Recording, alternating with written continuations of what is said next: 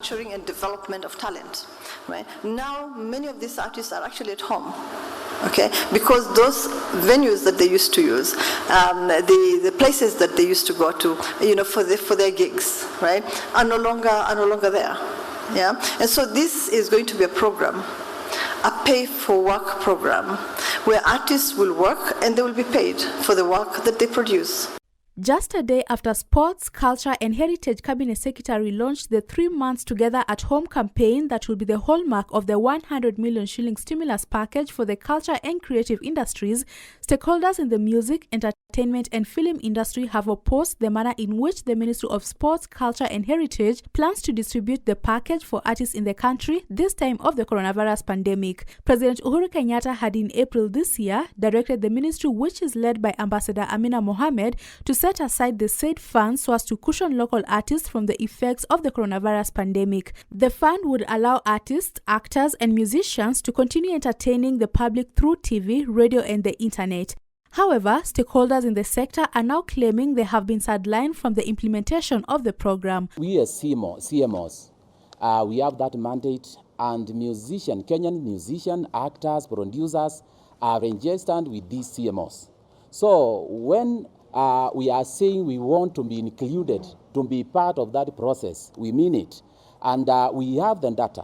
Right now, when you give them that mandate, all they are told today, distribute that money. They do not have the list of musicians, their contact number, they cannot trace them. But we are the people who have that data, and we can do that thing immediately. Musicians and actors, producers of sound recordings and dramatic works under Kenya Association of Music Producers Camp, Performers Rights Society of Kenya PRISC, and Music Copyright Society of Kenya MCSK say they have a fundamental role in facilitating the President's program, hence the need to be included in the whole program.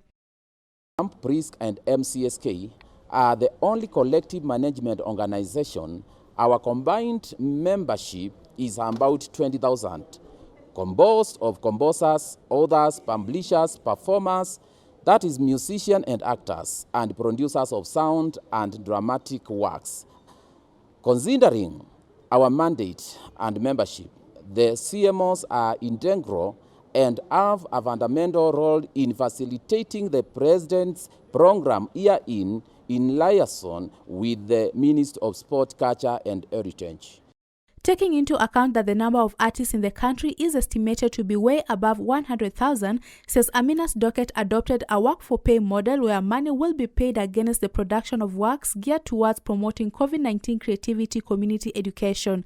However, Camp, PRISC and MCSK want the money to be distributed to all artists registered under them whose work had been produced even before the COVID-19 pandemic. The President was very categorical, and he said that we are giving this money to the artists, musicians and actors to caution them this period of COVID-19. Now, the question is, if you give those 20,000 musicians you are saying, and you're not giving to the other musicians, what are they going to do? So our understanding is these should be given to all the musicians and actors in Kenya, and maybe even other creative sector members, but we are speaking for the musicians and actors, and that's what we are saying, nothing much.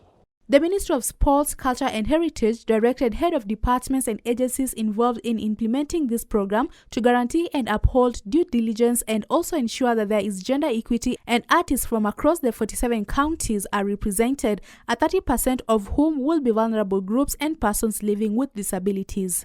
Sisi ni wasanii kwa sasa hivi hatuna kazi, tuko nyumbani, tunafanya kazi manyumbani mwetu, zeza kuosha vyombo na mambo kama yale. Kwa hivyo naomba tu CS tafadhali tuwe part of this, tusaidie tukae pamoja, tuzungumze, at least tufanye, maana tunajua hizo distribution zote sisi ni wasanii wetu.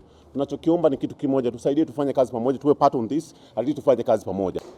The collective management organizations are requesting Amina Mohamed to allow CMOs to be part of institutions to implement the President's good intended gesture. For Hope TV News Watch in Nairobi, I'm Alice Diane.